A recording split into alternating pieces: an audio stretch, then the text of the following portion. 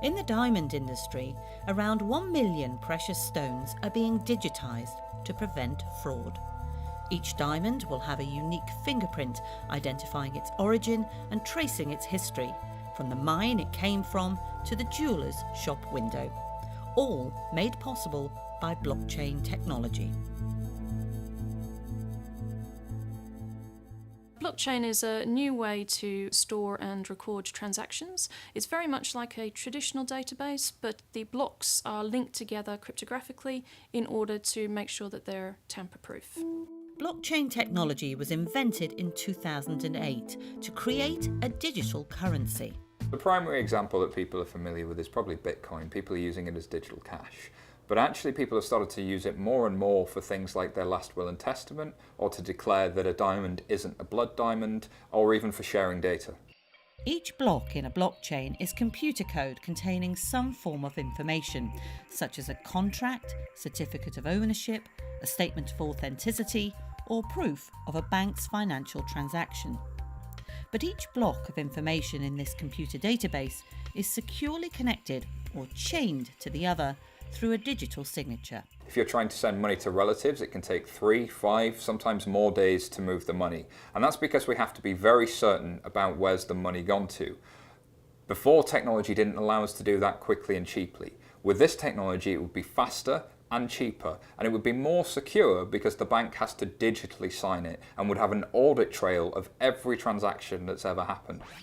As new information is added, the length and complexity of the blockchain increases, and the computer database gets bigger, with more and more people a part of it. But if someone makes an unauthorised change, everyone else in the chain can see where it happened and agree whether the change is valid or not. For example, you and I could decide that I was going to buy your house for £1,000, and instead of hiring a lawyer, we could actually decide together that we would register that onto a blockchain. So we would record a contract onto the blockchain that would indicate I have agreed at £1,000 on today that I would buy your house.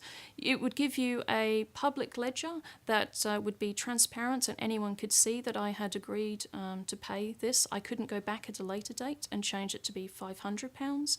And we could also do things like transfer the ownership through the title deeds and those kind of things, and that would all be publicly registered in the blockchain.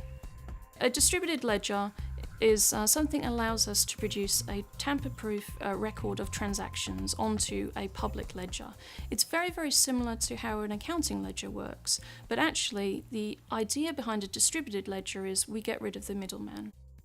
We can use distributed ledger technology to help fishermen, for example, in Scotland, to prove the provenance of a piece of salmon. We could say that it was definitely farmed on this time from this lake and in this particular fashion. And that could all be recorded transparently onto a distributed ledger, which anyone would be able to track.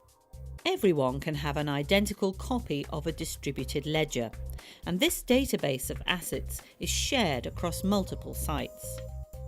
While nothing is invulnerable to cyber attack, hacking it is extremely difficult. If you had a distributed ledger with 1,000 computers on it, and you had stored a contract into that ledger, someone wanted to come in and hack and change some of the information on that. In order to do that, they couldn't just hack your computer. They would have to hack every single other person's computer at the same time and change exactly the same piece of information. The technology could also help small-scale farmers, for example by registering the availability of their produce on a blockchain. It could allow them to create economies of scale and guarantee a supply chain to large-scale customers. Within government, there are a number of potential applications for distributed ledgers that could revolutionise the way it works and the delivery of public services. I believe this technology will have a foundational impact on the way our society runs, the way our government runs, the way that we interact with one another in not just economic transactions, but on a day-to-day basis. I think blockchain technology is at least as significant as the development of the internet. If the internet brought us near-instant digital communications, then the blockchain brings us near-instant digital asset transfer, asset movement, and security of data movement. That's really, really important to everything in financial services, anything with property or anything with ownership, which is massive for the economy.